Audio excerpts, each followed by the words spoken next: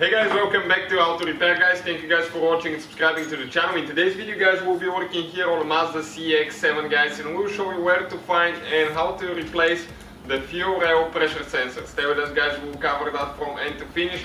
We guys have more than 200 videos on this car because our mission guys is to save you as much money as we can. All we need guys in return, please subscribe to the channel, like the video and drop a comment below, let us know what you think. All the parts and tools guys that we use are listed in the description of the video below, so please check it out. Now this is the CX-7 that we have guys. This is a 2010 model, but it will be the same for the whole generation from 2000 and late 6 to 2012 when they stopped making that thing. So we have the intake manifold removed, but you do not have to remove your intake manifold in order to replace the fuel rail pressure sensor. And let us explain you guys, this is the engine put together, okay, everything. Let us explain you guys where things are located and why we remove the intake so we can show you a little bit better. Now if you look through, okay, between the intake manifold, okay, and the power steering pump reservoir, this thing towards the back is your fuel rail pressure sensor. So you can go ahead, okay, move it a little bit and you see those wires, and it's removable. All you need to do is disconnect these wires. However guys, okay, we removed all that so we can show you a little bit better what it looks like and how to remove it now. If you guys do not remove the intake manifold, you need to use a deep socket to remove the sensor. Otherwise guys, you will not be able to use a wrench, so we're going to see if ours will work. There is one clip right here on the bottom side, you press down, okay, and pull it out. This thing is extremely stuck. Let me show you where the clip is now.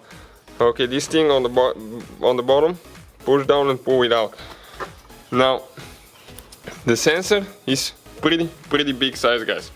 Okay, we don't have a socket that size, so in our case we'll remove it with the wrench, okay, because we have the intake removed, but otherwise you have to use a deep socket. If you want to see how to remove the intake manifold, all that is on the channel, so please feel free to check it out. Now always have a fire extinguisher on the side. Why? Because you still have some fuel in that fuel rail. There is a water fuel, it will leak out. If you have open flame, spark or a hot engine guys, you can catch on fire, and other factors as well could contribute to that. So what you guys have to do, okay, you have to make sure that you have fire extinguisher, engine is cold, and be prepared for your car to catch on fire if something goes wrong, so you can put it out quick and not destroy your car, your house, your shop, whatever it is.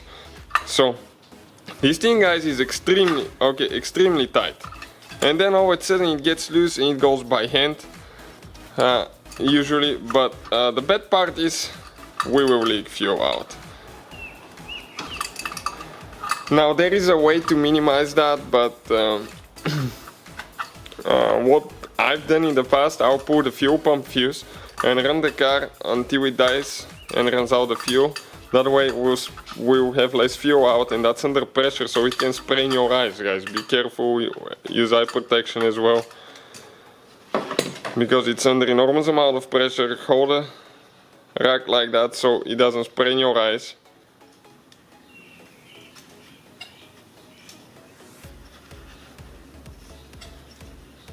Okay, it's about to come out. Okay, ours wasn't so bad because ours, as I said, I ran the car without the fuel pump fuse, and that way it ran out of fuel guys. And as a result guys, okay, you can see we removed the fuel rail pressure just like that. That's where it's located. Putting it together is in reverse order. We took it apart. It's way easier to do it, okay, you can see, without the intake manifold. But if you want to see how to remove the intake, it's on our channel. So thank you for watching guys, and please subscribe to the channel for more videos and help.